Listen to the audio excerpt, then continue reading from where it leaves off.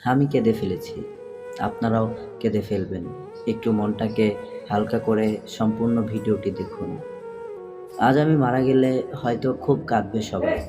যে আমার শত্রু ছিল সেও আমাকে দেখতে আসবে। বাড়ি ভরা কত মানুষ, কত হইচই থাকবে, কিন্তু আমি আর বলবো না, মা এত হইচই ভালো লাগছে না, বাড়ি থেকে চলে গেলাম, একটু পর ফিরে আসব। কিছু মানুষ পানি গরম করতে দিচ্ছে, আর কিছু মানুষ খাটিয়ে আনতে গেল, একদল গেল কবর করতে। তখন হয়তো আর বলবো না, মা অমুক মারা গেছে, কবর করতে গেলাম। এক সময় বাঁশ কাটা হলো, বাড়ির আঙিনায় এনে বাঁশগুলোকে টুকরো টুকরো করে কাটছে। পানিও গরম হলো গোসল দেওয়ার জন্য, এমনকি কবরও খোঁড়া হয়ে গেল। কিছু মানুষ আমাকে এক কোণে নিয়ে একটা মশারি টাঙিয়ে গোসল দেবে। তখন উঠে আর বলবো না, পানিটা বেশ গরম হয়েছে, আর একটু ঠান্ডা করে নাও। গোসল করানোর পর আমাকে কিছু কাপড় দিয়ে মুড়িয়ে ফেলা হবে। তখন আর বলবো না, মুখের কাপড়টা একটু সরিয়ে দাও, নিঃশ্বাস নিতে খুব কষ্ট হচ্ছে।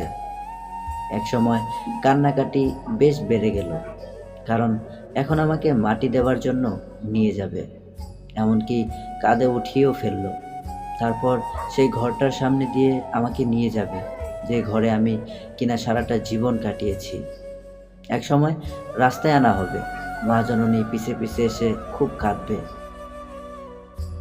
কিন্তু আর বলতে পারবো না, মা অমুক জায়গায় যাচ্ছি, চিন্তা করো না, একটু পরে ফিরে আসছি।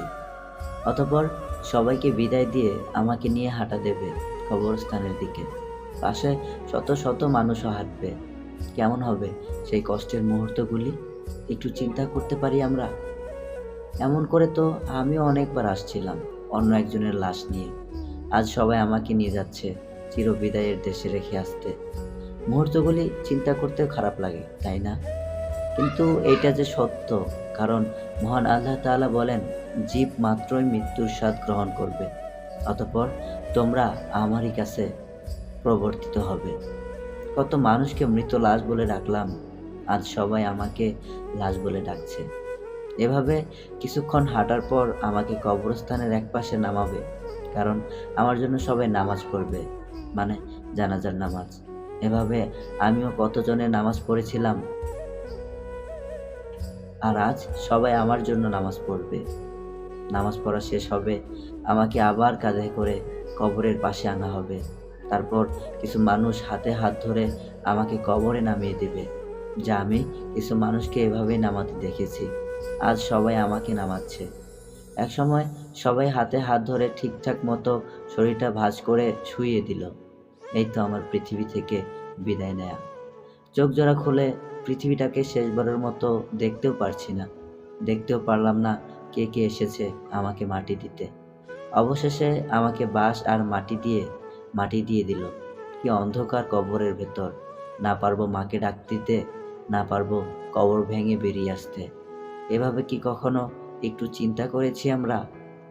আহ, এই তো আমাদের জীবন। জন্মের সময় কত আদর নিয়ে দুনিয়াতে এসেছিলাম, আবার মরার সময় কত আদর নিয়ে বিদায় নিলাম। কিন্তু চিন্তার বিষয় হচ্ছে, এর মাঝে কতটুকু কি সাথে নিতে পারছি। কেউ কি কখনো এভাবে ভেবেছি? শেয়ার করে অন্যকে ভাবার সুযোগ করে দিন। আমাদের আজ নিজেকে বদলাতে হবে। মানুষের ঘর বদলায়, কাপড় বদলায়, আত্মীয় বদলায়, কিন্তু সে নিজেকে বদলায়নি। দিনে 5 ওয়াক্ত নামাজ পড়ার অভ্যাস করুন। শুধু এতটুকুই মনে করুন যে হয়তো এই আজান আপনি শেষবারের মতো শুনছেন, হয়তো আপনার রব আপনাকে শেষবারের মতো ডাকছেন। পুরো ভিডিওটি দেখার পর কার কী অনুভূতি হচ্ছে আর ভিডিওটি কেমন লাগলো কমেন্ট বক্সে জানাবেন। ধন্যবাদ।